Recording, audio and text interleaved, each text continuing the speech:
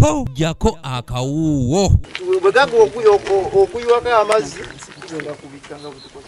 Abalimi nkuyanja babitaddemu engatto okwetaba musomo gw'obulimi ogutegekeddwa ekitongole kya Nakate Development Association emanywa mu ggombolola y'Ekyusa mu disitulikiti y'e Luweero. Temakeemu wakirikana era endala ekole ki naye okitegedde naye bw'ozirekako ku buli togenda kufuna mmere y'emu. Abalimi bano basookedde mu kubaganya birowoozo ku butya bwe bayinza okwongera omutindo mu ebyo bye balima ssaako n'okufuna obutale obw'omulembe. Nga olina bingi oyagala omutindo oyagala naye ng'ekifuga byonna kwe kunoonya ensigo kubanga ensigo bwe tunaabanga ddala tetufunye ensigo yambala kuba kati ng'olwali olaba obukoko oyinza okwezuula ng'obukoko obwo akawanga koolese mu nkoko zo sijja kugaa nti kanyolo naye nti katono. Oluvannyuma boolekedde mu nnimiro okubangulwa ku nnima y'ebitooke y'omulembe basobozese okufuna mu mmere emala ssaako n'okutunda ng'era okusomesebwa kuno kukulembeddwamu Waswa Abdul Kalimu omukungu okuva mu kitongole kino. Lwaki akayumba kakomaawo? Tuzimba akayumba kaffe nga kawanvuko bwe kati tuseeri ekyo tukimaze tumaze kati kwenda kufirirako amaziga bwegaga okuyiwako amazzi tugenda kubikanga butukoze.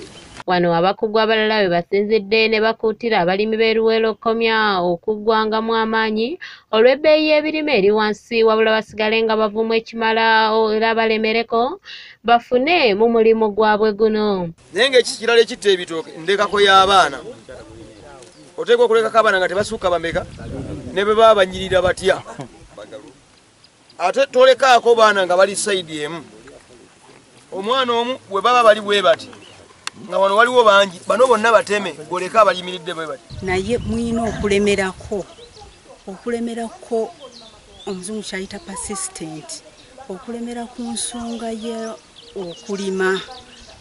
okulemera ku nsonga y'ebintu bye muyize okubeera nga mubiteeka mu nkola. Wabula abalimi balidde mu ndago ne basaba gavumenti ebayambe etuukirize ebisuubizo byayo ebingi eri abalimi omuli okugula ebirime byabwe okuli kasooli ku bbeeyi ennungi okubafunira ensigo ey'omulembe ssaako n'okubanoonyeza obutale okuvuunuka ebizibu mwe batudde. Omuntu bw'asuubira nti kwenajja akasente akanyamba mu kino ne kiri abamu tulina amayumba gaffe gatulemeredde twatooza kasooli be tumukongola kuti genda okujja akasente tugala nze omu zigale ennyumba yange ndabanga nasomozebwa nnyo omwana nga asoma ku secondary nakati mangi w'essente. Gavumenti yandibadde tuyambako netuwa okumanya okusingawo nti singa ennyanya zigaana okugenda mu katale nsobola zifuulako ekirala koze ekirala tusomye kati okugeza ng'ente ffe waffe tulina omusayi gw'okulunda naye njagala nnyo ente y'amata naye sigirina.